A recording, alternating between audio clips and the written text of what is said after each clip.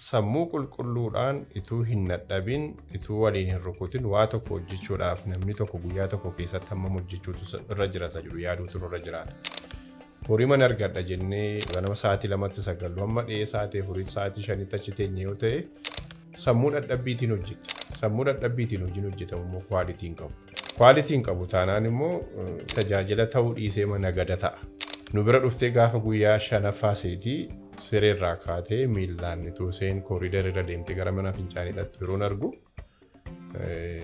hammam akkan gammadee himuu hin danda'u. Baay'ee bakka bagan hakiimii ta'e ofiin jedhinna. Waggaa muraasa booddee Pastor Dr. Daawit Milkiyaas waan jedhu akkasiitu yaadamee jira moo? Gaafan soorama ba'ee waldaa keessaa nan tajaajilaa hawwii jedhuun qaban ture. Hakiimiis yoo ta'e, geggeessaa biyyaas yoo ta'e, abbaa seeraas yoo ta'e, eenyus yoo ta'e, hojii waaqayyoos hojjetaa hojii ofii hojjechuun hin danda'ama jedhee namana. Baga gara poodkaastii hooggansa fooyya'aa Dr. Waggaariitti nagaan dhuftan. Dr. Waggaarii Leadership Podcast. Poodkaastiin kun riqicha gara hooggansa fooyya'aatti isin geessu. Ogeessa ogummaa hooggansaatiin dhaggeeffameen poodkaastii siriif dhiyaatudha. Qophiin Dr. Waggaarii Leadership Podcast hooggansa dhaabbilee irratti muuxannoo geggeessummaatiin kanneen addunyaa irratti fakkeenyummaa qaban kan irraa muuxattan yoo ta'u, torbanitti yeroo tokko kan isin bira ga'udha.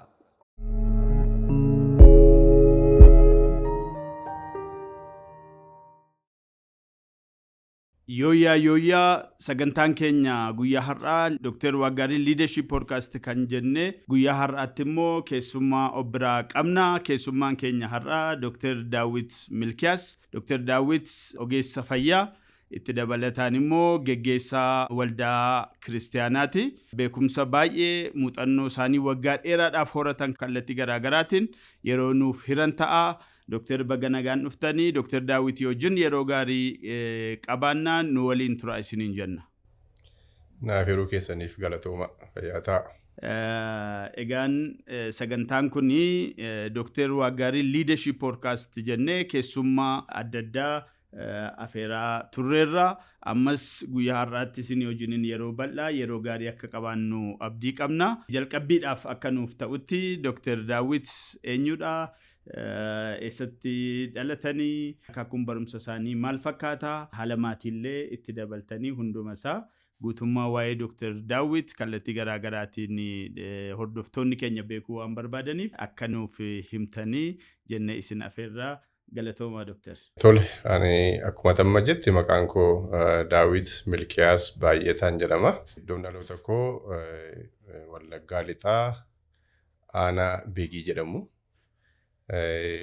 Mandara qotee bulaa tokko keessatti kanan dhaladhee kutaa 1-8tti achuma Aanaa Beegii sana keessattan baradhee yeroo nuyi high schoolii geenyetti naannoon Aanaa Beegii sun iddoonni high schoolii hin qabnee fi high schoolii Asoosaa secondary schoolii tan baradhee isa booddee medical schoolii Gondar Medical College of Science kan jedhu yeroo sana Addis Ababa University jala ture achitti ergiin waggaa 7 baradhee medical doctorate koosa jalqabaa fudhadhe.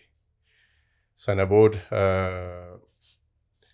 waggaa tokko walakkaadhaaf hojii mootummaan hojjetaa ture akka carraa ta'e carraa yeroon kaasetti kan nagee armii hospitaalii keessa ture iddoo ta'ee fi as naannoo Finfinnee kanaaf isa booddee immoo akka waggaa tokkootiif immoo Hararii waggaa tokkoof armii hospitaalii keessa hojjedhe. Sanaan booda baay'ee maatii irraa iddoon fagaadheef ijoollee obbolaa koo maatii gargaaruudhaaf jecha gara naannoo itti dhaladheetti dhiyaachuu barbaaduudhaaf hospitaala Aayira kan Makaana Yesuus kan ta'e Mission Hospital achi keessaatii gara waggaa 6 walakkaadhaan hojjedhee ituma achi jiruun carraa barumsa lammaffaadhaa argadheen specialityidhaaf gara Black Line'itti deebi'een achitti waggaa 4 baradheen ogeessa baqassee wallaanuu ta'e achitti eebbifamee bahe. So ergasii as Dambidolloo yeroo murtaa'eef hojjedheera. Naqamtee irras ji'oota murtaa'eef hojjedheera. Waggoota 15 darban kanaaf garuu kiliinika kan ofii kooti as naannoo Madaanaalamii Finfinnee kana keessatti banadheetan hojjetaa jira. Barumsa giraajuweeshinii isa jalqabaatii kaasee post giraajuweetii waggaa 4 dabalatee walumaa gala naannoo waggaa 30dha. Akka hakiimiitti sadarkaa adda addaatti akka bulchiisa hospitaalaatti yookaan immoo meedikaal daayireekteriis dabalatee walumaa gala naannoo waggaa 30tiif hojii ogummaa fayyaa kanarra hojjetaa tureera. Haala maatii kootii ilaalchisee abbaa maatii ijoollee dhiiraa 3 durba 2 qabaa, ijoollee 5 kana fakkaata. Mee yeroo hojjetan keessatti Dr. Daawit muuxannoo isaan dhimma hojii irratti silanuu kaaftaa irratti dhimma geggeessummaa irratti garee geggeessuu irraa ka'ee egaan maatii geggeessuu irraa ka'ee waajjira keessa hojjetan keessatti garee adda addaa dhaabbataatti achi ol kan dhuunfaa keessanis dabalate mee geggeessummaa irratti kan amantaa wajjiniin illee wal qabatee wantoota kaafnu waanta ta'eef dhimma geggeessummaa kan fayyaa irratti xiyyeeffatanii mee muuxannoo akkamiitu jira geggeessummaa wajjiniin wal qabate? Barumsi fayyaa amalumti isaa amala geggeessummaa of keessaa qaba.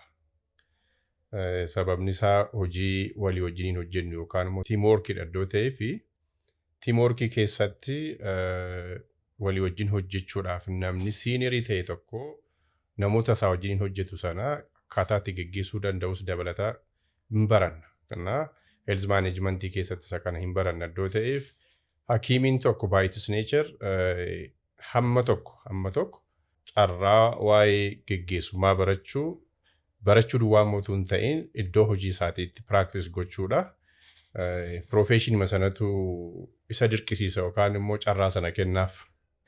Kana wajjin wal qabatee iddoo hojjettutti yoo akka maqaatti yookaan daayirekteeras ta'uu baattee yookaan maaneejaras ta'uu baattee iyyuu health workii keessatti yeroo walii wajjin hojjettu tiimiis jiru sana geggeessuu dhumtiyyuu geggeessummaaf keessaa qaba iddoo ta'eef carraan kun manuma barumsaatii ka'eeti kan inni nuuf kennamu jechuu barbaadeetani. Haa ta'u malee akkuma sila kaas yeroon hospitaala kan Mission Hospitaalii Makkaana Yesuus Aayira jirutti yeroon hojjetaa turetti achi waggaa 6 walakkaan achi ture keessaati waggaa 3 walakkaa akka meedikaal daayirekteriitti yeroon hojjetaa ture. Inni sun immoo caalaatti hojii bulchiisaa yookaan hojii geggeessummaa san sila barumsa keessatti qabna siin jedhe san akkan practice godhuufis balbala naa saaqeera. Egaa ergasii as post graduate ergiin baradhee jedhee booda akkuma sila kaasee Naqqamteedhaaf Dambidolloo yeroo murtaa'eef hojjetaan ture. Achitti ga'ummaa yookaan immoo carraa geggeessuu yookaan daayirekteerummaatiin yoo ta'uu baateyyuu kutaan baqassaa tiimii ofiisaatii qaba. Lafitti baqassanii wallaanan iddoo ta'eef tiima sana geggeessuun giddii tanarraa eegama. Waardiin keessaa hojjennu keessatti staafii jiran sana geggeessuun akkuma kanannis liidarshiippiidhuma jedheen fudhadha. Sanaan ituun hojjetaa jiru gara dhumaatti immoo waggoota 15 darban kana kan ofii kootii kiliinika banee hojjechuutti yeroon ka'etti immoo sila jedhe caalaa amma immoo akka abbummaatti itti gaafatamummaa guddaadhaan hojjetoota na jalaa hiriiranii hojjetan sana hoogganuu geggeessuudhaa fi walii wajjiniin hojjechuudhaaf immoo haala mijeessuufiidhaaf liidarshiippii akka kanatti akkan practice godhuuf carroota akkasii kan argadheera. Mee yeroo kana keessa dhimmumti geggeessummaa jedhu kun geggeessummaa jechuun sana keessatti akkamittiin itti ilaaltanii keessumaa hojii fayyaa irratti hojiin wal qabate geggeessummaa fayyaa keessatti adda kan isa godhu yeroo kana dhaggeeffattoonni keenya yeroo kana nu hordofaa jiranii dhaabbata fayyaa irratti illee kan hojjetanii warrumti immoo kanarra hin hojjenne immoo waa'ee geggeessummaa sektara fayyaa kana keessa jiru kan dhuunfaas ta'e gara biraadhaaf kan ta'u maaltu jira akkamittiin itti nuuf ibsitu. Walumaa gala yeroo waa'ee geggeessummaa dubbannu qaamii 4 yookaan qaamii 5 tokkochi keessatti ilaaluutu nurra jiraata. Inni jalqabaa qaamii geggeeffamu jira. Qaamii geggeeffamu kun immoo lafinni amma yeroo kanatti jiru iddoon inni ka'umsa saasaaf ta'u tokko qabaachuu tura jiraata. Isa booddee immoo karaa irra adeemu iddoo tokko ga'uudhaa fi karaa irra adeemu tokko immoo qabaachuu tura jiraata.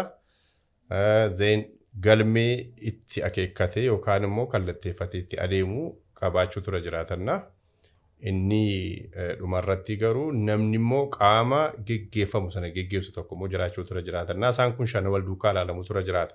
Iddoon ka'umsaa jira, qaamni geggeeffamu jira, karaan irra deemuun isaaf malu jira, kallattii yookaan immoo galminni immoo kallatteeffatee itti adeemu jiraachuu tura jiraata.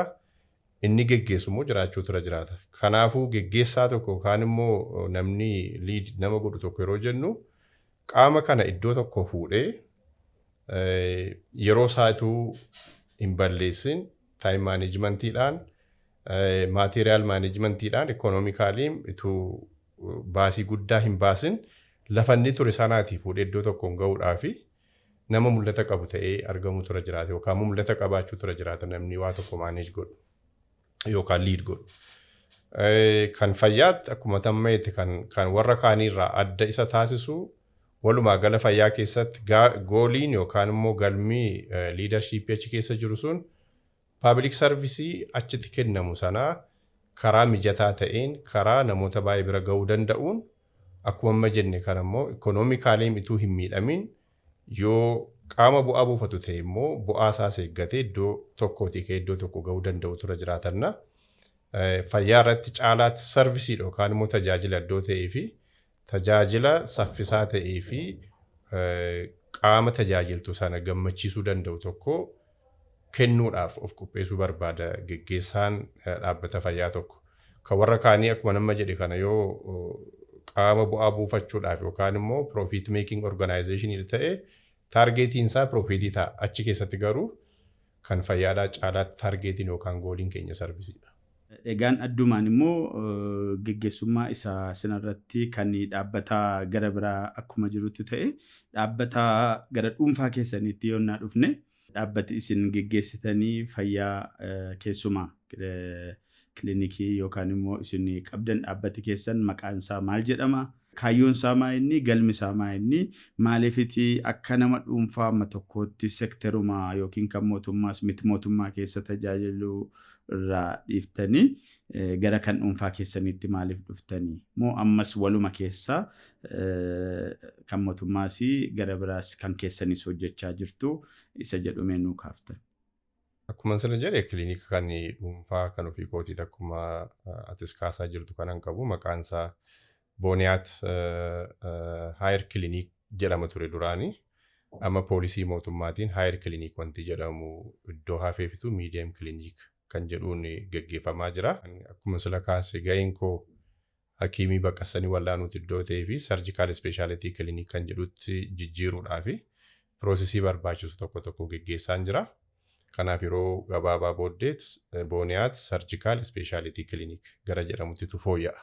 So galmi isaa yookaan kaayyoon isaa wanta lama. Inni tokko keessumaa uummatni keenya gara kutaa biyyaatii dhufan naannoo Oromiyaa keessaa dhufan afaan Oromiffaarraa kan hafe afaan gara biraa dubbachuu kan hin dandeenye gara magaalaa kana yeroo dhufan baay'ee danqamu. Hospitaalas haa ta'uu, kiliinikotas haa ta'uu iddoo adda addaa dhaqanii rakkina isaanii ofii isaaniitii ibsatanii gorsa ogeessi kennuufis immoo seeraan dhaga'anii wanta ogeessuun isaan gorsisan hojiirra oolchachuu irratti baay'ee danqamu. Tajaajilli fayyaa caalaatti communication irratti kan inni depend godhu iddoo ta'ee fi namni dhufee afaan hiikee fi akkas jechuu isaati yeroo jedhu information gidduutti drop out godhu hin jiraatu. Sun immoo akka namni sun tajaajila isaaf maluu fi waan argachuun isarra jiru sanatuun hin argatin akka inni hafuusa taasisa iddoo ta'ee fi sabni keenya iddoo adda addaatii akka nama jedhe kana afaan sanarraa kan hafe afaan gara biraa dubbachuu irratti danqamu informationii gahaa ta'e argate tajaajila fayyaa isaaf malu kan inni argatu isa jirudha kaayyoon konni tokko. So egaa isaa wajjin immoo namni hojjete immoo giddiitti waan hojjete sanarraatii bu'aa argachuutu irra jiraata. Ittiin ofiisaas of jiraachisu maatii isaa jiraachisuudhaafis bu'aa argachuutu irra jiraata iddoo ta'eef yoodhuma akka warra kaaniitti taargeetiin keenya jalqabaa horii ta'uudhaa baateyyuu uummata keenya tajaajillee galee irraa argannuun immoo ijoollee keenya guddifachuu maatii keenya ittiin bulchuudhaaf kan jedhudha akeekinni of keessaa qabu. Amma yeroo kanatti qaama kan mootummaatii wajjin walitti dhufeenya hin qabu. Mootummaa wajjiniin akkuma sila jedhee yeroo darbe hojjedheera Dambidolloo hospitaaliin kan mootummaatii Naqamte akkuma kana jalqabarratti immoo armii hospitaalii keessaas hojjedheeran jedhe. Yeroo kanatti garuu kanuma dhuunfaa kootiin hojjedha garuu kan koo sadarkaa kiliinikaatti sarvisii kan inni kennu iddoo ta'ee fi meejor sarjerii opereeshinii jajjaboo qoricha maadanzajaa jedhan yookaan anesteeziyaa guutuu warra isaan barbaachisu hospitaalota naannoo koo jiran kan akka hospitaala Giruum አዲስ የውስጥ ደዌና የቀዶ ሕክምና ማዕከል kan jiru naannoo Abeet hospitaal kan jirutti yeroo dhiyoodhaa kaasee immoo akkasuma hiriyaa keenya kan ta'e Dr. Dabalii Ring Road Primary Hospital kan jiru isaan biras dhaqee meejor sarjerii warra barbaachisu nan hojjedha. Gara waggaa 15 duuba deebinee yeroo itti kilinikiin kun dhalatu yookaan immoo uumamu yookaan dhaabbatu jechuu dandeenya. Yeroo sanatti achi deebinee yeroo ilaallu har'as hordoftoonni keenya akkuma kana ogummaa fayyaatiin kan eebbifamanii walitti dhufanii isa ta'u akka dhuunfaa isaaniitti hojjechuudhaaf jalqabaa jiran jiraachuu danda'u kan sagantaa keenya kana nu hordofanii. Kanaaf dugda duuba deebitanii waggaa 15 yeroo jalqabdanii kaatanii hamma har'aatti yeroo dhuftan yeroo sana yaadattan maaltu isin gammachiisaa chaalenjii akkamii keessatti darbitanii dhuftanii keessumaa biyya kana keessatti sektara fayyaa keessatti kan bizinesii ofii irratti hojjechuun wanti gaarii ta'e maaltu jira akka opportunitytti itti dabalee immoo akka danqaatti kan ta'u maaltu jira kanumayyuu immoo ta'ee warri gana dhimmoota fayyaa akka keessan kana kan dhuunfaa isaanii hojjetan kana keessatti maal beekuu qabu maal irraa barachuu qabu yeroo geggeessan immoo geggeessaan isaa maal fakkaachuu qaba akkamitti ta'uu qaba jettanii yaaddu. Waggaan 15 yeroo dheeraadha. Haa ta'u malee akka kaleessaatti dudduuba deebi'anii yaadan wantooti ammayyuu dhufanii fuula namaa dura dhaabbatan wanta baay'eetu jira. So deemsa kana keessatti jalqabe isaa akkuma sila jedhe uummata keenya tajaajiluudha jedheen ture. Kanaaf iyyuu wanti hunduma isaa caala na gammachiisu nama baay'ee dhibamee rakkatee fayyaan isaatti hir'atee gargaarsa barbaachaaf si bira dhufu tokko gargaartee isa sila aadaa dhufee isa sila yookaan baatamee dhufee fooyya'ee miila isaatiin adeemee aaduu sila aadaa ture sanarraatii boqotee yeroo inni galu arguu caala wanti na gammachiisu hin jiru. Inni kun isa jalqabaati. Dugda duuba si deebisee gara aayiraatti gara waggaa 20 wayiidhaa si deebisee wanti tokko sitti hima. Yeroo tokko an reef juunioriidha. Juunior hakiimiidha. Sarjiniin achiiti wajjiniin hojjennu boqonnaa qaba ture gara biyya isaatti deeme gara biyya Ameerikaadhaa deeme. Garuu isaa wajjiniin yeroo murtaa'eef baqassanii wal'aanuu irratti hojjetaan ture iddoon ta'ee fi Dr. Doromboos nama jedhamu amma nama biyya Ameerikaa jiraatudha. Ammayyuu jira lubbuudhaan yeroo kanatti namni kuni. So responsibility kana natti kennee dhiisee deeme inni. Ituun kanaan jiru seenaan isaa baay'ee dheeraadha garuu gabaabsee manuun isinitti himee naannoo iddoon itti dhaladhee isarraati immoo naannoo Toongoo iddoon jedhamu Benishaangul Gumuz jalatti waradaa addaati. Dubartiin tokko da'umsa irratti rakkatti. Da'umsa irratti rakkatti yeroon isaa yeroo gannaati karaan hin jiru karaan makiinaadhaa hin jiru. So naannoo begii sana baatanii hamma magaalaa yoo jechuu baanne magaalaa xinnoo ishee Baambasii jedhamtuutti sireedhaan baatanii geessan. Guyyaa tokko walakkaa deemte. Isa booddee isaan immoo makiinaadhaan Asoosaa geessan. Asoosaan waa gochuu hin dandeenyu jedhanii gara Mandiitti dabarsan. Mandiin hospitaala hin qabu kiliinikiidha iddoo ta'eef Gimbiitti dabarse. Da'umsa kanarratti danqamtee gaafa guyyaa 5ffaadhaa dhuftee hospitaala Aayiraadhaa geessi. Namni kun almost du'aaf jireenya gidduu jirti jechuu dandeenya. Maatsaniinsi tarattarameera, tarsa'eera, mucaan garaa ishee keessatti du'eera. Sun immoo infekshinii adda addaatti fidee almost nyaachuu hin dandeessu, haasa'uu hin dandeessu. Bifisee garmalee hubameera, ijisee keellootti jijjiirameera. Nama akkasii kanatu na bira dhufaa yeroo isheen na bira geessu kanatti carraan isheen qabdu yoo hin danda'e waan tokko gochuufiidha. Yoo an gochuufiidha baadhe garuu duuturra hin duuti. Sana booddee carraa gara biraan qabdu. Finfinnee gahuudhaaf yeroo dhumtiyyuun kennuuf. So hammam akka inni chaalenjii ta'ee yaaduu dandeessaa. I was courageous enough. Bakka silas du'uunsee in oolu iddoo ta'eef waan hin gochuufii danda'u godhee fi yoo waaqayyo na gargaare in oolti. Yoo ta'uudhaa baate immoo carraa seetisa jedhuun sarjarii gochuufiidhaaf garaa jabaadhee lixee hin hojjennee fi wanta jiru hunduma isaa qulqulleessinee mucaa garaasee keessatti du'e sanas keessaa baasnee maatsanii seesicha tatarsee sanas suphinee fi waan iseef barbaachisu hundumtuu ergii godhamee fi jedhee booddee nu bira dhuftee gaafa guyyaa 5ffaa seetii sireerraa kaatee miillaan ituu seen kooriidar irra deemtee gara mana fincaanii dhattu yeroon argu hammam akkan gammadee himuu hin danda'u. Baay'ee bakka bagan hakiimii ta'e ofiin jedhinna. Poodkaastii hoggansa Dr. Waggaarii A Voice for Better Impacts qophii dhiibbaa caalamaa uumuu danda'u daawwachaa jirtu. Hogganaa yeroo dheeraa taatus ta'e imala kee reefuu jalqabdu keessatti guddachuudhaaf qormaata geggeessummaa keessa jirtu dandamatte hojiitti jirtu milkeessuudhaaf bakka sirrii ta'e jirta. Nu waliin turi. Fayyaa keessatti wanti baay'ee si gammachiisu nama tokko rakkina keessa tuunni jiru bira geessee gargaarte harka qabde ol jedhee yeroo na deemu fayyaansaa deebi'ee yeroo na deemu haati ijoollee tokko galtee yeroo seen ijoollee see guddifachuudhaaf carraa argattu abbaan maatii tokko dhaqee maatii isaa hojjetee jiraachifachuudhaaf fayyee carraa akkas yeroo argatee galuu arguu caalaa wanti nama gammachiisu hin jirunna. Gammachuun koosa kana waan akkasiitu na gammachiisa. Gara dhuunfaa keetiitti yeroo dhuftu garuu al tokko harka isaa duwwaa dhufa. Si bira dhufaa kaardii baafatee si bira ga'a. Isa booddee waan ittiin laaboraatoorii deemee ilaalamu hin qabu siin jedha. Teessee sammuu kee cuunfitee waan gochuufii dandeessu hunduma isaa sammuu keetti dhiphattee teessee yaaddee waan gargaaruun sirra jiru qopheessuufis sirra jiraata. Yoo ta'u baate immoo tolumayyuu laaboraatoorii ergitee ofii keetii dhabdee waan isaaf malu hojjisiistee fi laaboraatoorii sanarratti hundooftee rakkina isaa maal akka inni ta'e adda baafachuudhaaf yerootti dirqisiifamtu hin jiraata. Kaan immoo achi gaanii ergii kan hunduma isaa piroosesii isaa fixanii jedhanii booddee waan inni ittiin naqee qoricha bitadhu hin qabu siin jedhu. Nama kan ergii hamma kana wajjin hin dadhabdee jettee booddee horii sarkaa fudhadhu hin fudhatinis garuu kaayyoon inni dhufee dhibee isaarraa fayyuu iddoo ta'ee fi ituu qoricha hin fudhatin immoo hin fayyuu iddoo ta'eef kiisii kee keessaa immoo horii fuutee fidhattee kan inni qoricha bitatee dhibee isaarraa fayyuuf yeroo natti hamma sana sakrifaayisii akkasii kana kaffaltus jira iddoo ta'ee fi chaalenjooti jiran karaa fayyaatiin caalatti akka nama jedhe kana reelii uummanni keenya tajaajilamuu hin barbaada tajaajilamuutu irra jirasi garuu baay'een immoo humna kanaan qaban qabeenya kanaan qaban iddoo ta'eef inni kun chaalenjii guddaadha. Egaa kanas ta'e sanas ta'e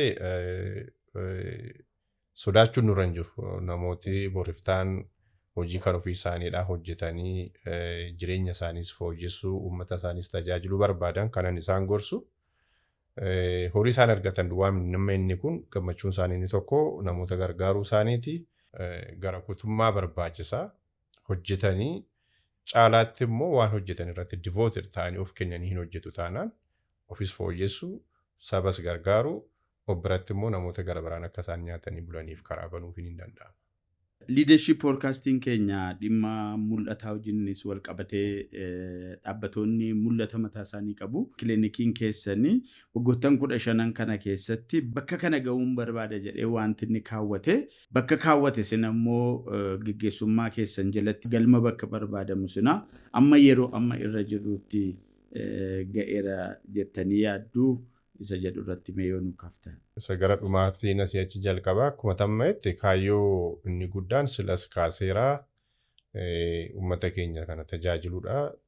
Isa sanarratti egaa hamma dandeenyu godhaas jirraa dhugaa dubbachuufis yoo ta'es immoo baay'een dhufanii tajaajilamanii gammadanii galaa jiru iddoo ta'eef kaayyoo keenya isa dhumaadhaa bira geenyeerra yoo jechuudha baanne iyyuu wanta yaadneef sana raawwataama jirra jenneeti kan nuti yaadnu.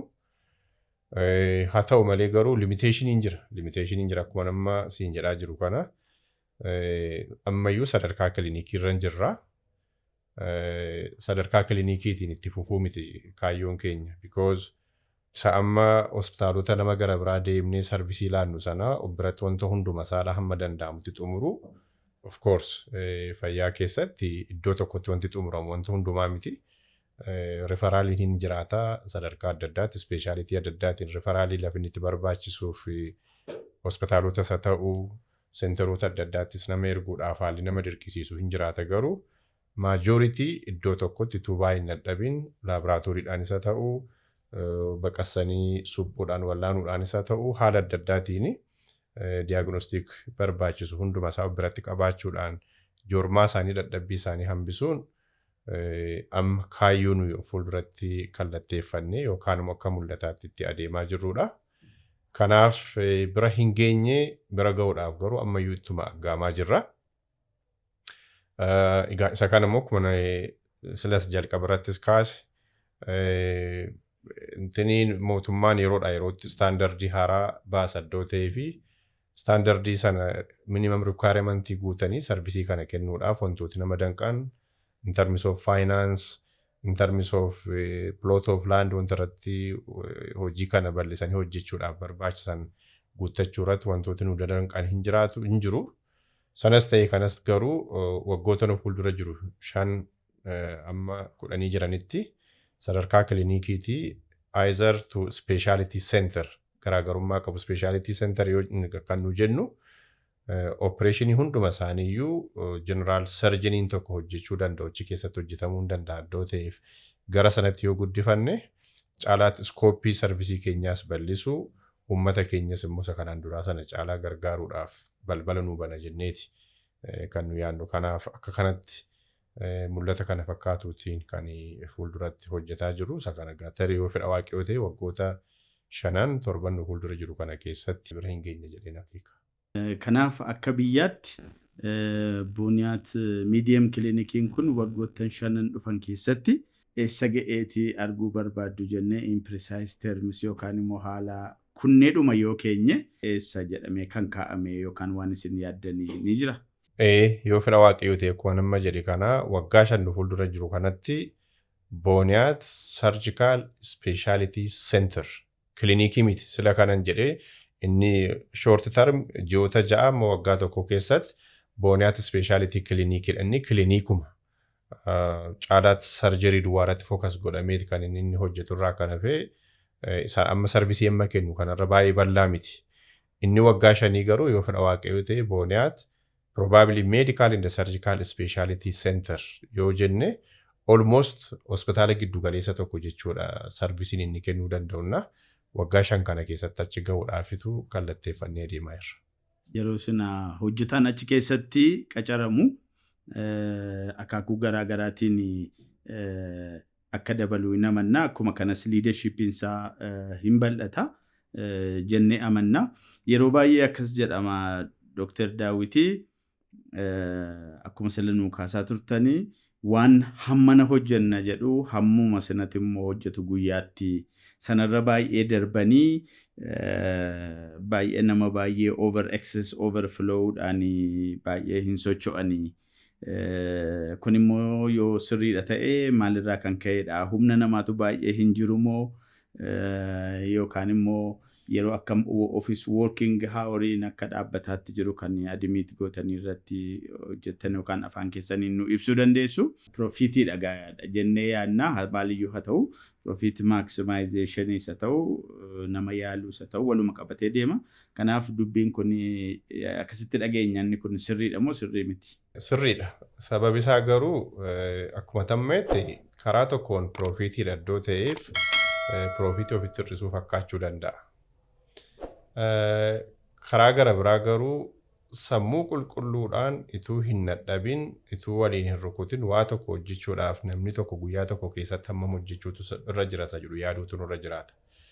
Horii mana argadha jennee ganama sa'aatii 8 akka lakkoofsa addunyaatti yookaan ganama sa'aatii 2-9 amma dhiyee sa'aatii 4-5 achi teenye yoo ta'e sammuu dadhabbiitiin hojjeta. Sammuu dadhabbiitiin hojiin hojjetamu immoo kwaalitiin qabu.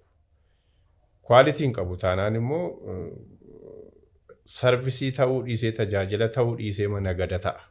Ani immoo tokko akka nama jedhe kan hamma hojjechuun naaf malura darbiin hojjedha taanaan hojii kwaalitii qabu hojjedhee nama sana fedhii isaa bira ga'uuf hin danda'u.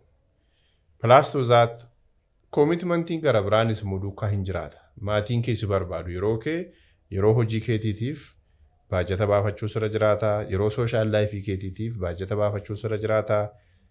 Akkasumas immoo faamilii taayimiidhaafis immoo akkuma kana baajata gochuutu nurra jiraata iddoo ta'eef horii muduwwaa irratti fookas goonee maatii keenyan irraanfanna. Sooshaal laayifii jiru engeejimentii adda addaadha.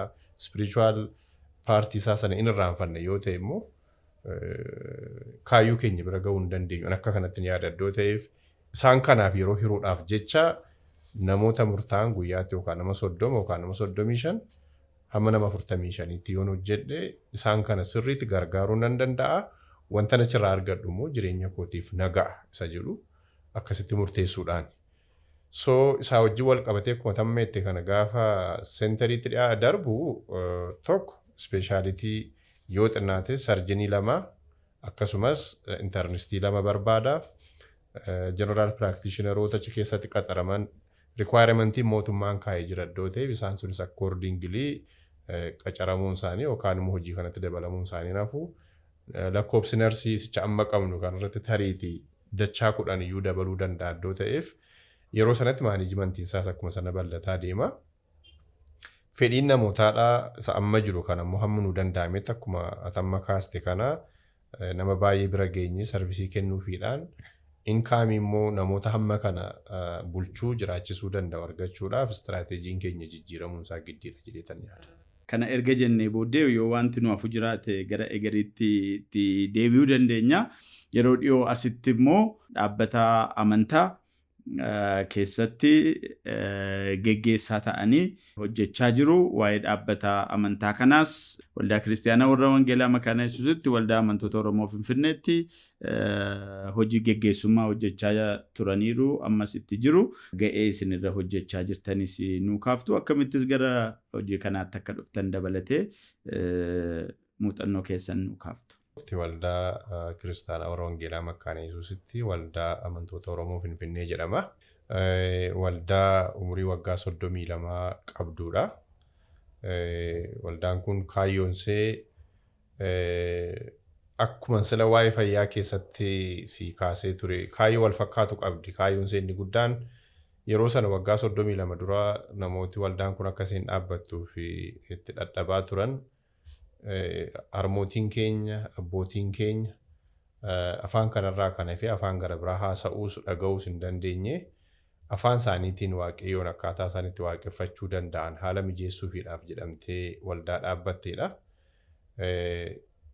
Hamma kana hin bal'atti jedhanii yaadaniiru jedhee hin yaadu. Isaan yeroo sana rakkinuma yeroo sana turetti keessumaa waldooti baay'een Finfinnee keessatti kan afaan Oromiffaatiin lallaban barsiisan tokkoyyuu hin turre yeroo sanatti iddoo ta'ee fi namoonni kun immoo waaqa isaa bira afaan isaatiin miira isaa ibsatee isa itti dubbatamus immoo gurra isaatiin dhagee akkuma sila jennetu namni gidduu galee hin hiikiniif akkaataan itti waaqayyo wajjiniin kallattiidhaan wal kominikeet gochuu danda'u yaadamtee waldaa dhaabbatteedha.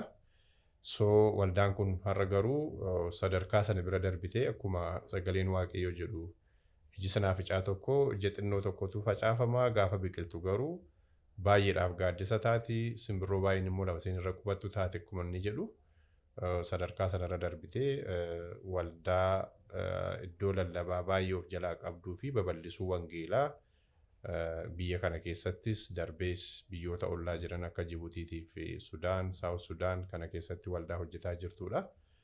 So waldaa kana akkamittiin gara sana dhuftee inni jedhu an akka ilaalcha kootti dhugaa dubbachuuf qophee kanaan qabu hin ture. Because objectively an qabeenyan argadhuun kurnoo kootiin kennaa jaalalaatiin waldaa kana tajaajilaa hojii koo hojjechuu ture. Mul'atan qabuuf kaayyoon ani ittiin socho'aa ture. Probably gaafan soorama ba'ee waldaa keessaa nan tajaajilaa hawwii jedhuun qaban ture.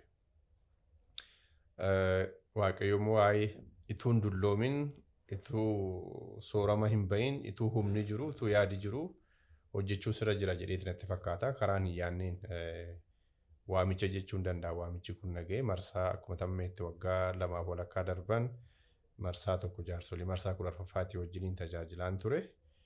Isa miillanaa kana immoo sadarkaa walitti qabaa koree jaarsolii waldichaatti akkan itti fufee tajaajila kana kennuuf carraa isaa argadhee tan akka kanattiin tajaajilaa jira. Egaa inni kun an akka waamichaatti fudhadha. Tajaajila geggeessummaas hajjennu yuutii garuu akka tajaajilaatti akka waamichaatti ilaala. Yeroo gara iddoo kanaatti dhuftanii gara hojii kanaatti gara hojii geggeessummaatti kanatti dhuftanii maaltu isinitti dhaga'ame? Wanti keessanitti isinitti dhaga'ame maal ture? Barumsa yookiin baradheeraa waldaa kana keessas nan beeka kan jedhutu isinitti dhaga'ame moo wanti addaa yeroo isinitti dhaga'ame maa inni confidence isin qabdan ture maal fakkaata ture? Erga hojicha keessa galtanii moo maal hubattanii geggeessummaa isaa keessatti? Hojiin waldaa kiristaanaa konfidensiidhaan yookaan immoo nan beekaa nan danda'aadhaan hojjetu miti. Inni guddaan Waaqayyo maal barbaada? Waaqayyo amantoota kana eessaa fuudhee akkuma sila jenne liidarshiippii keessatti yookaan geggeessummaa iddoon ka'an jira, karaan irra deemamu jira, lafi ga'amu jira jedhee dubbadheen ture.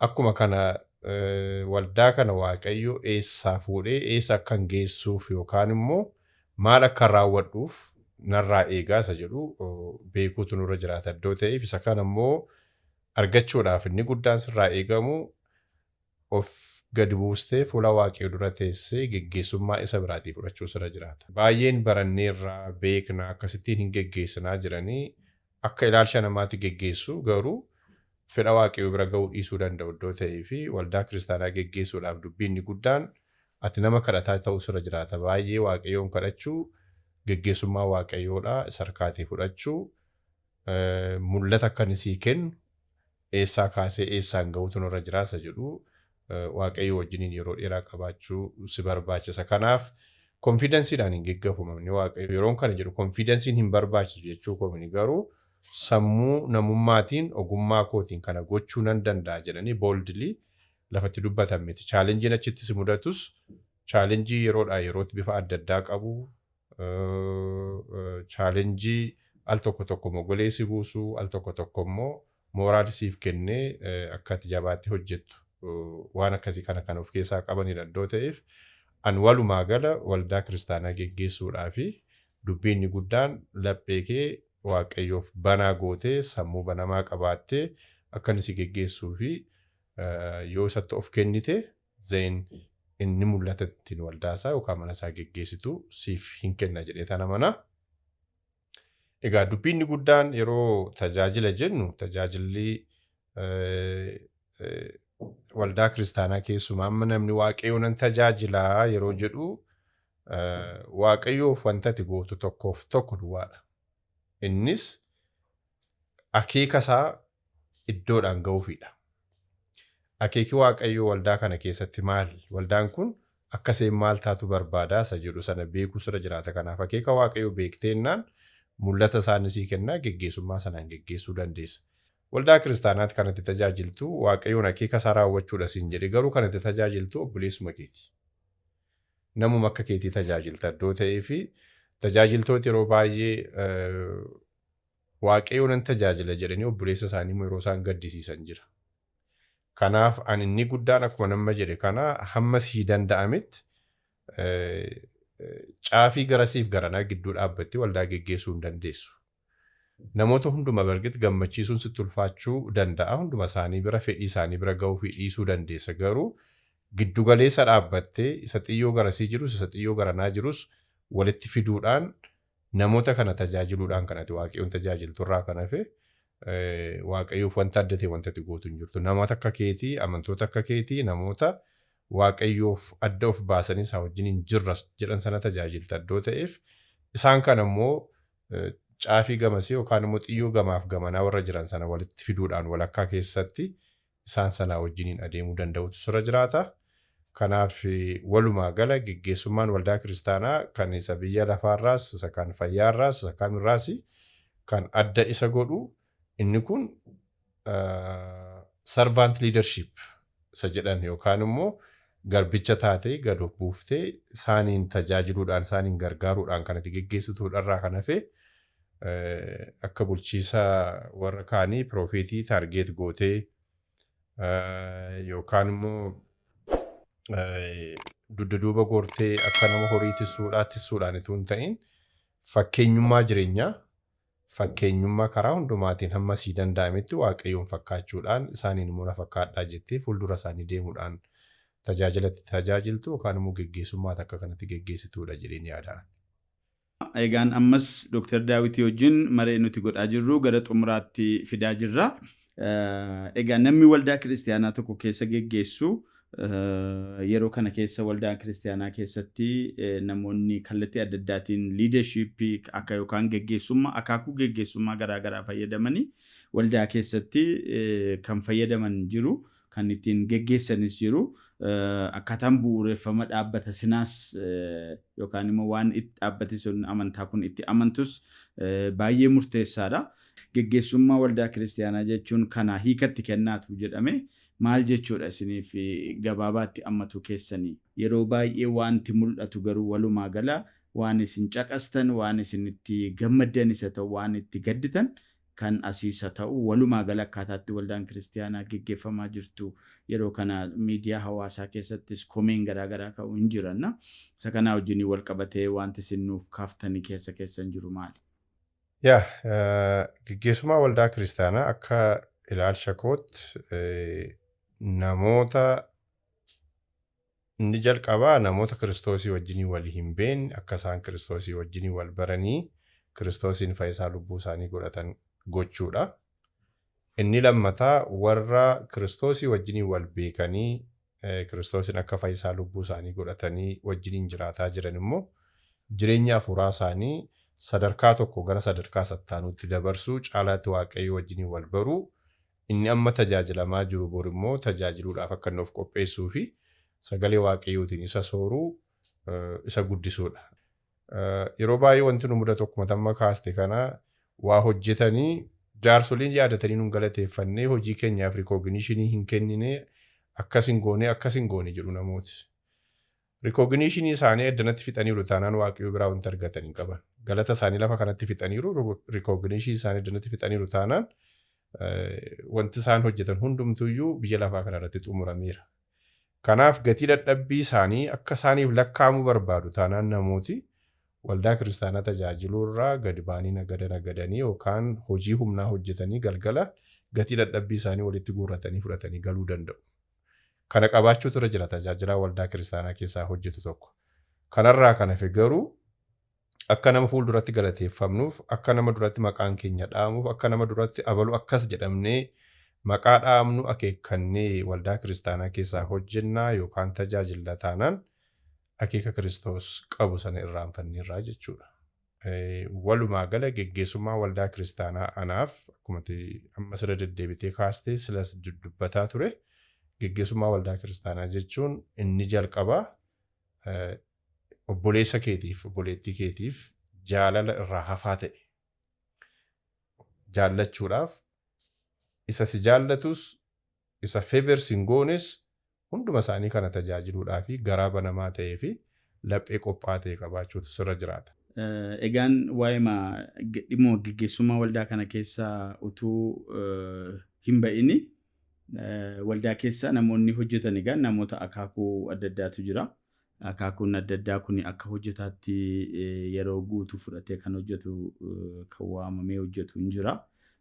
Karaa gara biraadhaan immoo akka dhufanii immoo waamicha addaatiin immoo kan dhufanii tajaajilanii hojii dilee isaanii hojjetanii galan immoo hin jiru. Jarreen kanaa wajjininis wal qabatee akkaataatti waldaanitti liidarshiippii isheen dhaabbata keessatti itti fayyadamtu maal fakkaata? Liidarshiippii akkamittiin namoota hojjettoota kan influensi gootee gara isa caaluutti hundumtuu akka hojjetanii geggeessitii isa jedhu irratti yoo naannoo kaaftanii kanuma wajjinii wal qabate egaan liidarshiippii waldaa keessatti hojii waldaatu caalamoo namatu caalaa waan jedhu sina akkamittiin keessu. Akkuma tammeetti hojjetooti waldaa kiristaanaa yookaan immoo tajaajiltooti waldaa kiristaanaa bifa adda addaatiin kan fuul taayimii isaanii kennanii akka jecha waldaa kiristaanaatti miindaa hin jennu qallaba isaaniif barbaachisu argatanii yeroo isaanii hundumaa hojii mana waaqayyoo keessatti kan dabarsan jiru. Namooti immoo akkuma keenya immoo hojii kan ofii isaaniituu qabanii yeroo sichaafetti immoo dhaqanii waldaa kiristaanaa tajaajiluudhaan mana waaqayyoo keessa hojjetanis jiru. Caalaatti akka waldaa keenya waldaa Makkaana Yesuusittis ta'ee waldoota gara biraattis hojiin mana waaqayyoo inni guddaan warra yeroo isaanii guutummaadhaan of kennanii hojjetan isaan ilaallata. Keessumaa jaarsoliin yookaan geggeessitooti waldaa kiristaanaa isaaniif haala mijeessuudha. Haala isaan ituu hin danqamin, ituu hin dadhabin, ituu hin beela'in ittiin tajaajila isaanii sana raawwachuu danda'an faasiliteet gochuufidha, qindeessuufidha. Teeknikaalii isa kanaadha jaarsoliin kan hojjechuun isaan irraa eegamu. Isa kanaaf akka seera isaatiitti akkuma nama jedhe kun isaan irraatii baay'ee eegama warra yeroo isaaniif kennani because mul'ata keenya kun hojii kamiin caalaayyuu waaqayyo iddoo kanatti nu barbaada jedhaniitu yeroo isaanii hundumaa achitti investi godhu iddoo ta'ee fi akkuma jedhanii nu abbaa mul'ataati nu hojiin kun jalqaba irratti kallattiidhaan nu ilaallata akkuma jedhan sana akka sana ta'anii argamuu tura jiraata warri qallaba isaanii waldaan kaffaltee fi hojii babal'isuu wangeelaa hojjetan. Haa ta'u immoo malee waaqayyoon tajaajiluun akkuma amma jenne kana karaa tokko duwwaa miti iddoo ta'eef inni kaan qabeenya isaatiin kan tajaajilu jira. Inni kaan ogummaa isaatiin kan tajaajilu jira. Fakkeenyaaf dhaabbatumti kuniyyuu dhaabbatumti kee yeroo darbee seera ittiin bulmaataa waldattiidha kan waggaa 30 kompireensivii wanta hin ta'iniin geggeeffamaa kan turte dhaabbati keessan kun nu gargaaree hojii bareedaan hojjetamee waggaa 30 booddee seera ittiin bulmaataa waldaa kiristaanaadha kompireensivii ta'ee amantoota isheettis dhiyeeffattee ragga'ee fi amma hojiirra oolee jiranna. Poodkaastii kana cinattis dhaabbileedhaaf karaa dhaabbata keenyaa T-Mode Management Consultants gorsaaf leenjii dabalataa ni kennina. Namooti ogummaa isaaniitiin isin gargaaru yookaan immoo tajaajilu isin jechuu barbaadeen qabeenya isaaniitiin akkuma amma jedhe kana kurnoo duwwaatu hin ta'in kennaa jaalalaa kennaa adda addaatiin waldaa kiristaanaa hin tajaajilu. Yeroo isaaniitiin hin tajaajilu, humna isaaniitiin hin tajaajilu. Hundumaa ol immoo egaa akka waldaa kiristaanaatti sagalee waaqayyootiin tajaajiluudhaaf immoo hafuura waaqayyoo isaaniif kenneenitu waldaa kiristaanaa geggeessu iddoo ta'ee fi kennaa hafuuraa waaqayyo isaaniif kennee adda addaatiinis namooti tajaajilan hin jiru. Inni faarfannaan isaaf kenname faarfata, inni barsiisisaaf kenne barsiisuudhaan tajaajila. Inni akka keenya carraan isaa kennamee fi geggeessummaadhaan akka tajaajiluuf carraa argates immoo isa kanaan geggeessee waldaa kiristaanaa tajaajila. Kanaaf tajaajila waldaa kiristaanaa keessatti geggeessummaan isaan kaan irraati kan adda isa godhu namoota sadarkaa adda addaarra jiran sadarkaa barumsaatiin haa ta'u, sadarkaa hubannaadhuma sagalee waaqayyootiin iyyuu haa ta'u, sadarkaa of kennuutii fi jaalala waldaa kiristaanaatiifis obboleessa isaatiif qabuunis sadarkaan jaalala isaaniillee namoota adda adda ta'e walirraa fagaataa ta'e geggeessita iddoo ta'ee fi akkan ammaan dura kaase kana isaan kan hunduma isaa keessatti waaqayyoo isa kamiin eessaa ka'ee akka inni eessa ga'uu barbaada. Isa baay'ee ariifatu akkamittiinitu peesii warra kaanii keessatti akka inni eegamu gootee dudduubatti yookaan immoo gidduutti fiduu dandeessaa. Isa baay'ee immoo booddeetti harkifatuu fi waa'een hojii waaqayyoo, waa'een tajaajila mana waaqayyoo hin galleef immoo dudduuba akkamittiin harkistee fiddee isaan kanatti dabaluu danda'a. Isaan kana yaaduutu sirra jiraatannaa. Kan fayyaa keessatti akkuma silasitti himee siistemii ofii isaatii qabaa. Siistemii sanatu namoota achi keessatti sheeppisiif godhaa deema. Inni kun yooma siistemii qabaateyyuu, yooma siistemii ofii isaatii qabaateyyuu hubannaan namootaa, dandeettiin namootaa, of kennuun namootaa, hojii waaqayyootiif gara bal'inni isaanii, jaalalli isaan qaban namoota yaada adda addaa, yaada walirraa fagoo qaban geggeessita iddoo ta'ee fi isaan kana gara walakkaatti fiduun isa kaaniin caalaa baay'ee nama dadhabsiisa. Al tokko geggeessummaa waldaa kiristaanaa keessatti wanti si mudatu namoonni tokko afaan isaaniitiin waan gaarii haasa'u, waan bareedaa haasa'u, wanta sitti toluuf si gammachiisu haasa'u, yaada isaanii keessa immoo kaayyoo gara biraa jira. Isa kanaan siyaasa waldaa kiristaanaa jenna. Siyaasi waldaa kiristaanaa siyaasa isa bakkee caalaa baay'ee rakkisaadha. Siyaasi biyya lafaadhaa siyaasuma beekamaadha iddoo ta'eef siyaasaan sitti dhufaa atis immoo siyaasaanitu itti deemta. Inni kun garuu waan babbareedaa macaafa qulqulluu sagalee waaqayyootti dibee dudduuba isaadhaa immoo haasota adda addaadhaa wanta waldaa kiristaanaa diiguu wanta kaayyoo waldaa kiristaanaa sun dhaabbatte faallisu namooti fudhatanii dhufan jiru iddoo ta'eef isa kanas hubannaadhaan ituu hin ariifatiin maal jechuu kan inni barbaade kaayyoo maaliitiif adeema isa jiru sana teessee tasgabbooftee qalbii keetti deebitee dhaggeeffachuudhaanitu nama sanas karaatti deeffattee kaayyoo isaa sanas immoo harkatti dadhabsiisuu dandeessarraa kana fi yeroo inni wacaa dhufus wajjiniin wacuun sirra hin jiru. Yeroo inni dugda duubatti si harkisus immoo isaa wajjiniin jilbeenfattee daa'imuun sirra hin jiru. Ati peesii kee eeggattee isaan sana garuu kaayyoo kee keessatti fiduudhaa fi dandeettii yoo jechuudha baadhe illee ogummaa addaadhaa waaqayyo siif kennetti gargaaramuudhaan ati kana waldaa kiristaanaa geggeessuu dandeessu. Hojii geggeessummaa waldaa kiristaanaa akka ba'aatti ilaaltu moo akka gammachuutti ilaaltanii isin gammachiisa? Al tokko yeroo inni ba'aasitti ta'u jira. Maaliif ba'aasitti ta'a? Uumama kootiin akka nama tokkootti waan dhugaa ta'e tokko kompromaayis gochuun jaalladhu. Dhugaan tokkumaa dhugaan dhugaadhumas immoo. Dhugaa sana namooti al tokko irra diddibanii itti fakkeessan yeroo isaan bira darbuu danda'an hojii sitti dabala. Ba'aa sitti ta'a yeroo sanatti. Egaa waldaa kiristaanaa keessatti immoo akkuma sila jedhee level of understandingiin, viizhiniin, akeeki namooti qaban akkuma kana baay'ee vaastidha iddoo ta'eef yeroo namoota akkasii kana wajjiniin hojjettu yeroo namoota akkasii kana wajjiniin tajaajiltu hojii waldaa kiristaanaa ba'aa sitti ta'a. Garuu inni guddaan yoo isaan irraa jakee buqqifattee akeekatti sila waldaan kiristaanaa si barbaaddee akeekatti sila Kiristoos si waame sana hubatteetta yoo ta'e gammachuudhaan tajaajilta iddoo ta'eef sana irraanfatta. Kanaafuu egaa waldaa kiristaanaa keessatti nama hunduma isaa fiddee viizhinii kee keessa galfachuuf yeroo dheeraa si fudhachuu danda'a iddoo ta'eef hamma achi keessa galtu sanatti ba'aa sitti ta'uu danda'a. Al tokko toora galfattee kaayyoo yookaan mul'ata si keessa jiru sana namootaaf sheer gootee isaanii wajjiniin teessee haasoftee isaan irraa fiidbaakis argattee mul'ata keetiif namoota si duukaa hiriiran gaafa argattu garuu ba'aatu hin ta'in wanta itti gammachuudhaan tajaajiltu ta'a. Akkuma kana ogeessa fayyaa irratti ta'anii itti hojjetanii itti dabalataan immoo bukkeetti kan hojjetan jiru.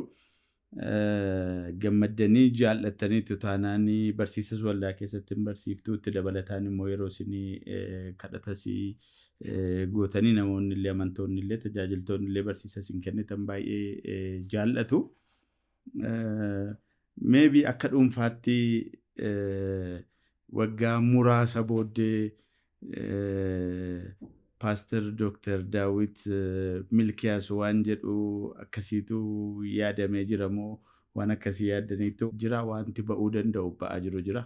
Qophii Dr. Waggaarii Podcast hoggansa fooyya'aa jedhu kanarraa barachaa jirtu yoo ta'e subscribe gochuudhaan namoota kaan bira akka ga'uufis share gochuu hin dagatina. Galatoomaa. Sagaleen waaqayyoo isin hundumti keessanuu yeni gusuu kaahinaachuu jedhe yookaan immoo luboota gooftichaati jedha. Kanaaf paastarummaaf dhugaa dubbachuuf yoo ta'e hawwii kana keessa koo hin jiru. Mul'ati kun amma yeroo kanatti keessa koo hin jiru. Garuu akkuma nama jedhe afaan Amaariffaa ta'e kana na'uuf galchaati. Hundumti keenya iyyuu luboota mana waaqayyooti isa jedhu tana mana iddoon ta'ee fi amma hin danda'e amma waaqayyo ayyaana isaanaa baay'iseen waan hin gochuu danda'u waldaa kiristaanaatiif gochuudhaaf hawwii isaa qaba. Kanarraa kana garuu sadarkaa yeroo guutuu kennanii waldaa kiristaanaa akka tammeetti kana soortuu ta'anii yookaan immoo luba ta'anii tajaajiluutiif hamma yeroo kanaatti mul'ata isaanaaf hin dhufne. ammatu namoonni sektara fayyaarra hojjetanii dookteroonni sadarkaa gurguddaa akka keessanii irratti dhufanii mana waaqayyoo keessa hojjechuu hin barbaanna garuu haalli hojii keenyaa nuuf hin eeyyamu waanuma fageenya irratti hojjenna malee tokko dirqama qabnaa nuti yoo isiniin jedhani itti dabalatee immoo dhuguma hojjechuu barbaanna garuu akkamitti hojjechuu dandeenya yoo jedhani dhuguma hojii fayyaa hojjechaa akka keessan kana kan dhuunfaa keessanis hojii yaala fayyaa hojjechaa itti dabalataan immoo hojii mana waaqayyoo hojjechuun bukkeetti immoo maatii geggeessuun kan nuti immoo hin beekne immoo hojiin hawaasummaa garaagaraas jiraachuu danda'a. Isa kana akkamittiin itti Dr. Daawit wal simsiiftanii hojjettanii immoo kan gidduutti miidhame jira moo wal simee adeemaa jira moo akkaataan hojii keessanii gabaabaatti jarreen kana walitti fiduun salphaadha moo cimaadha moo walitti fiduu keessatti immoo haala sirriitti walitti fiddanii galma barbaachisaa ta'eef adee hojjechaa jirtu jennee fudhanna. Wanta tokkotti amana wanta inni amanuu tokko yeroon hojii kooti yeroo hojii kootiiti. Yeroon kan kilinika irratti an hojjechuun irra jiru yeroo kiliinikaatti iddoo ta'ee fi akka sanatti namana. Unless otherwise wanti baay'ee critical ta'e emergency ta'e gara biraan hin jiru taanaan silkii koollee hin kaasu. Yeroon fayyaadhaaf tajaajila kennu sanatti sammuu koo yaada koo hunduma isaa sassaabee achi kaa'ee tajaajila achitti kennuun naaf malu kennuutu nurra jiraata. Yeroon waldaa kiristaanaa dhaqutti immoo akkuma nama jedhe sana silkiin koo waa'ee tajaajilaa sanarraa kan hafe waan gara biraadhaaf ooluun isirra hin jiraatu. Kanaaf concentrationiin koo sanarratti ta'utu irra jira jedhee tan amana. Yeroon kana jedhu dhugaa dubbachuuf yoo ta'e yeroo maatii kootis akkuma kana.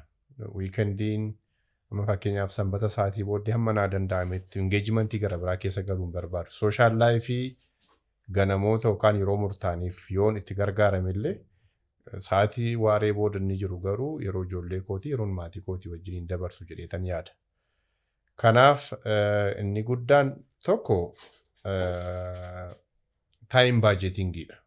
Time budgetingin jiraachuutu irra jiraata.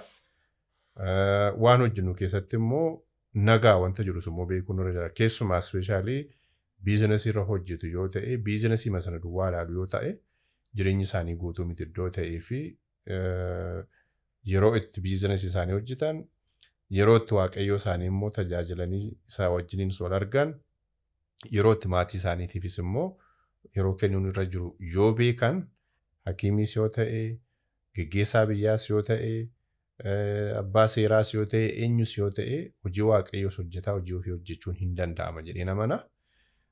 Yaada nama jedhe kana keessatti garuu exceptional wanti ta'an jiru. Emergency ta'e fakkeenyaaf ituun waldaa kiristaanaa keessaa walgahii jaarsolii geggeessaa jiru emergencyidha ta'e wanta lubbuudha wanta yeroo hin kennine yoo ta'e isa sana excuse gaafattee deemtee lubbuudha sunis tajaajila jedhee akkuma sila dubbanne tajaajila sana raawwachuutu nurra jira iddoo ta'eef dhaqee isa sana raawwadhee as deebi'uudhaaf inni kun jiraachuutu irra jiraata. Garuu dubbiin inni guddaan an akka amantii kootiitti time budgetingidha irraa kan hafe maatii ofiis geggeessaa bulchaa maatii ofiitiifis yeroo gahaa ta'e kennuufiidhaan bira darbanii waldaa kiristaanaatiifis immoo akka amanaa tokkootti akka kiristaana tokkootti waan hojjechuun isarraa eegamu waan raawwachuun isarraa eegamu tokko raawwataa hojii ofiisaatis biizinasii isaas namni geggeessuu danda'a jedhee tan amana. Dubbiin inni gadheen wanta tokko duwwaadhuma irratti focus goone isa kaan yoo irraanfanne yookaan maatii keenyatu miidhama yookaan biizinasii keenyatu miidhama yookaan immoo jireenya amantii keenyatu miidhama iddoo ta'eef sadan isaaniiyyuu wal duukaa keessumsiisuun hin danda'ama garuu naga'aa beekuu time management immoo beekuutu nurra jiraata jedhee namana. Tolee galatoomaa jechaa egaan maree nuti guyyaa har'aatti Dr. Daawit wajjiniin gochaa jirru Dr. Waggaarii Leadership Podcast kan jedhu kanarraa waan baay'ee gaggaarii akka argachaa jirtani namanna. Gara xumuraatti mareen dhimma poodkaastiin keenya kun dhimmoota geggeessummaa irratti waan gaarii ta'e gadi qotanii baasanii namoota biraadhaaf akka inni hubannoo ta'u rakkoo dhaabbati tokko keessa darbu akaakuu amantaas ta'uu danda'a. Kara gara biraadhaan immoo dhimmoota mootummaa miti mootummaa dhimma amantaaf dhimma siyaasaa tokko kana jedhee adda baafatee tokko irratti xiyyeeffannoo kennee yoonnaa hojjechuu baateeyyuu dhimmoota amantiisa ta'u dhimmoota siyaasaa garaagaraa warra geggeessitoota giddu galeessa godhatee hojii kana hojjeta. Kana keessatti leadership podcasting kuni dhimma geggeessummaa irratti mari'achuun dubbachuun waliin haasa'uun hagamiti barbaachisaadha jettanii yaaddu. Nuunis kana keessatti keessummaa keenya keessaa isinii lammaffaadha. Kanaaf leadership podcast kana wajjin marii addanatti goone kanallee hammam fayyidaa qaba jettanii yaaddu.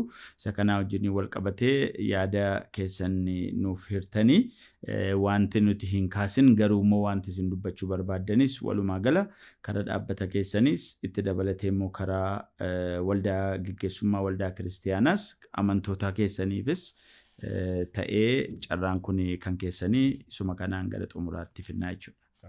An baay'een jaalladhe. Sababni isaa wantoota amma haasofne kana keessaatti tarii namni tokko namni lama as keessaa wanti inni ittiin kaka'umsa argatu. Amilee hojiidhaa kan inni ittiin argachuu danda'u hin jiraata. Namoota muuxannoo adda addaa kana qaban yookaan immoo mul'ata adda addaa qaban fiddanii asitti haasofsiisuu keessaniin namoota amantaatiifis haa ta'u namoota biizinasii irra jiraniifis yaada kana sheerii gochuu keessaniini namoota hamma tokko gara fuulduraatti hin fidduu jedhee namana. Biizinasii isaaniitiinis tajaajila isaaniitiinis inni sila dhokatee yookaan abdii kutatee wanta baay'eedhaan gad of deebisee taa'e hamilee ittiin borka'ee hojii ofiisaatis haa ta'u hojii waaqayyoos hojjetu asirraatti waa barachuu danda'a jedheen yaadaddoon ta'ee fi kun barbaachisaadha. Jabeessaati itti fufaa namoota adda addaa dhiyeessuudhaanii namootaaf wantoota barumsa ta'uu danda'an akkaataa isaaniitti hiruu fi danda'an mijeessuu fi keessaniini nama baay'eetu kanarraatii fayyadama jedheetaan amana. Nu hunduma keenyaaf iyyuu cubbuu keenya Kiristoos nuuf dhiifnaanitu nama taanee ga'eessa taanee waldaa kiristaanaa keessa dhaabbannee iyyuu isa tajaajiluu dandeenya iddoo ta'eef dhiifamni tokkoof tokko iddoo ta'eef waaqayyo sanii nuuf dhiise sanaaf akkuma vaaliuulaan nuyis immoo garaa dhiifamaa waliif qabaannee jaalalaaf wal hubannaadhaan tokkummaadhaan waldaa kiristaanaa yoo tajaajille zeen achitti waaqayyo humna isaa mul'isa. Rivaayivaalii guddaan tokko waldaa keenya keessatti ka'ee bor waldaa keenya bira darbee waldoota gara biraadhaaf iyyuu bu'aa ta'uu danda'a.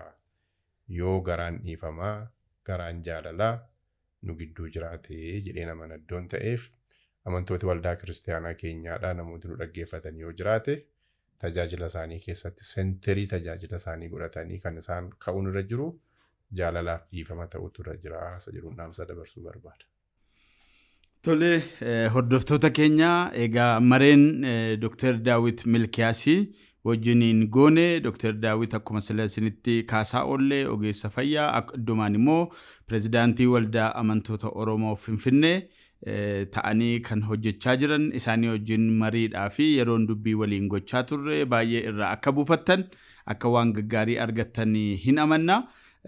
Ammas Dr. Waggaarii Leadership Podcast dhimmoota geggeessummaa irratti dhaabbata geggeessuu wajjin wal qabate wanta gaarii ta'e namoota muuxannoo gurguddaa qaban adda addaa kallattii garaagaraatiin hojjetan fuuldura kanatti achi as fidee isaanii wajjin mari'achuu warra garaagara geggeessummaatti hin dhufneef muuxannoodhaaf beekumsaa ta'uu akka danda'u hin amanna. Warra keessa jiraniifis immoo akkuma kana qulqullina geggeessummaa isaanii kan dabaluu fi dhaabbatallee kan ceesisu wanta ta'eef kan nuti akka mootoo yookaan immoo dhimma guddaa jennee qabannee jirru sagaleen keessan dhiibbaa caalmaa uumuu danda'a kan jedhuuniti qabannee hojii kana hojjechaa jirra wanta ta'eef kanaaf isinis akka dhaggeeffattan waan dhaggeeffattan kan immoo warra kaan bira akka ga'uuf share akka like akka gootan share akka gootan achumaan isin gaafachaa dhaabbanni keenya T-Mode Management Consulting jedhamu immoo dhaabbata gorsaa dhimma managementii dhaabbataa irratti hojjetu kun immoo yeroo hundumaa isinii wajjiniin hojjechuudhaaf dhaabbata dhimma miidiyaa kana biras dhaabbatee hojjechaa jira waanta ta'eef gara kanas dhuftanii dhimmoota dhaabbata irratti gorsa barbaadan gargaarsa barbaadan waanta akka isiniif hojjetamu barbaadan illee akka waliin hojjennu waliin dudubbannu fi carraa kanaan isin afeeruu barbaanna nu wajjin waan turtaniif galatooma yeroo itti aanutti keessummaa biraa qabannee isiniif dhiyaanna isa kanarraas waan gaggaarii akkasin argattanii in abdanna yeroo qabaanni hundumaatiif galatooma ulfaadhaa isiniin jechuu barbaanna. Thank you, Doctor. Ulfaadhaa. Thank you.